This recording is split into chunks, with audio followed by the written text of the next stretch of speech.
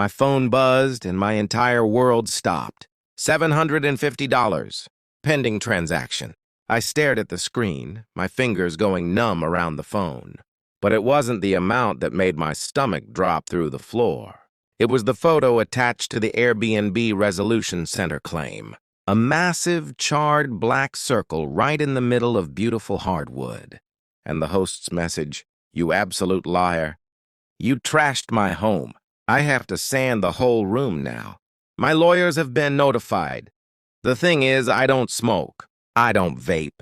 I don't even own a hair straightener."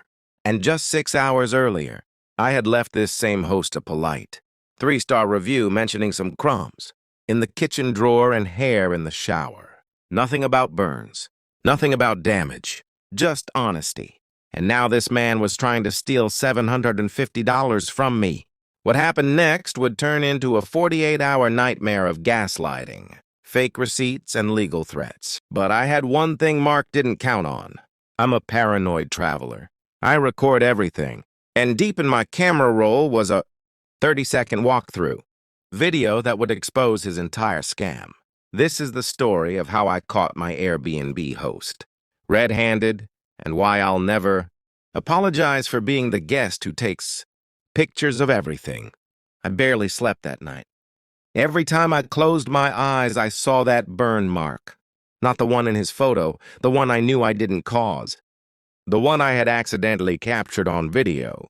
Just minutes after walking through his door, I kept grabbing my phone in the darkness, scrolling to that clip, watching the first 12 seconds over and over.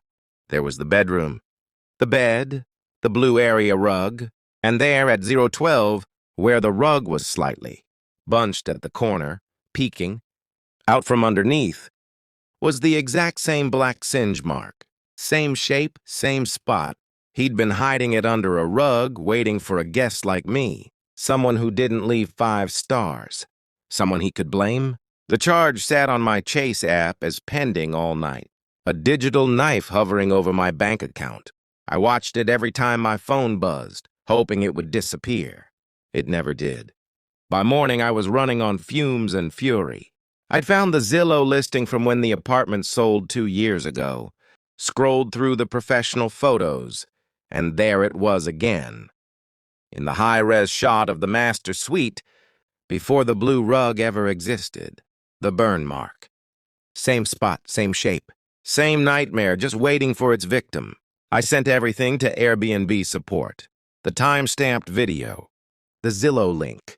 I thought I had him dead to rights. Then Mark played his next card.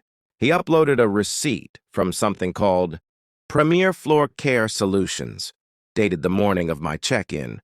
Said the floors were inspected and clear. The logo looked like it came from a 2003 clip art disc. The address was a UPS store. The invoice number, 002. Who starts at 02? I Googled the company. Nothing. No website. No reviews. No existence. But Airbnb didn't see it that way. They asked me for additional proof. And then my support agent ghosted. At 4:17 a.m., an automated email landed in my inbox. Your dedicated case manager is currently out of the office. They will respond in 24 to 48 hours. Out of the office. While $750 of my money hung in limbo. While a stranger called me a liar and a fraud. I wanted to throw my phone through the wall. Then at 11:14 a.m., the text came. Unknown number. But I knew. Nice try using old Zillow photos to commit fraud. My lawyers have been notified. Good luck. I couldn't move. Couldn't breathe. Fraud? I was the one bringing proof. Lawyers? I'm a person who returns shopping carts and pays taxes early. The word lawyers hit me like a truck. I imagined court dates, legal fees, a judge looking at me like I was the criminal. My hands literally shook as I typed and deleted response after response. I finally just set the phone down and stared at the wall, my chest so tight I could barely breathe. For hours I spiraled. What if his fake receipt worked? What if they didn't accept Zillow? What if his lawyer was somehow real? I was already calculating how many overtime shifts I'd need to cover an attorney. And then, slowly, like a match striking. Something inside me snapped. No, this guy was a bully, pure and simple. He was throwing around threats because he thought I'd crumble. He'd done this before, probably many times, to people who just paid to make it go away. He was counting on me being scared. For a few hours but the fear curdled into something else. Rage, injustice, pure, stubborn refusal to be gaslit. I got back on my laptop, but this time I wasn't just defending myself. I was hunting. I pulled up the county auditor's website, traced the property ownership. It wasn't Mark. It was an LLC. Traced the LLC to a property management company. Found their website. Found their Better Business Bureau page.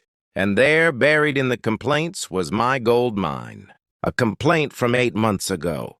A guest named Jennifer K. wrote, "Rented a unit managed by them. The host tried to charge me $600 for a scratch on a hardwood floor after I checked out. I have photos showing the scratch was there before check-in. They dropped the claim when I pushed back. This is their pattern. 8 months ago, same company, same scam, same playbook. I screenshotted everything. The BBB complaint, the fake receipt, the Zillow photo, my video. And I waited. The chat window finally dinged. A new agent, Monica, had joined. Standard opener. Thank you for your patience. I'm reviewing your case now. I didn't wait. I unleashed everything in one final message. Monica, here's my complete evidence package. 1, my time-stamped check-in video showing the burn mark already there, hidden under the rug. 2, the Zillow listing from 2 years ago with the same burn mark, proving this predates my stay. 3, the host's receipt from a company that does not exist. No website, no address, no Google results. 4, a BBB complaint from 8 months ago, detailing the identical scam from the same property manager. This is a pattern. I am not paying $750 for damage I didn't cause. I expect this charge removed immediately and this host investigated. Then I waited. 3 minutes. 5. My heart pounded so hard I could feel it in my throat. 3 little dots appeared. Monica was typing. My phone buzzed. Airbnb notification. I squeezed my eyes shut, then forced myself to look. Case update, claim denied. Resolution, in guest's favor. The charge of $750 has been voided and removed from your pending transactions. The host's listing has been suspended pending further investigation. We apologize for the distress caused. I exhaled. No, I collapsed. The breath I'd been holding for 2 days rushed out of me. The knot in my chest didn't just loosen. It evaporated. I slumped in my chair, tears streaming down my face. Exhausted, relieved, furious, grateful. My phone buzzed one last time. Another text from Mark's number. Just 3 words. You got lucky. I stared at it for a long time. Lucky. That's what he'd call it. But luck had nothing to do with it. It was a paranoid habit of recording everything. It was a desperate refusal to be bullied. It was 48 hours of no sleep and constant dread. It was proving my own truth when someone tried to rewrite it. I didn't reply. I didn't need to. The pending transaction was gone. Mark's listing was suspended, and for the first time in 2 days, I could finally breathe. But here's what I want you to take from this. Document everything.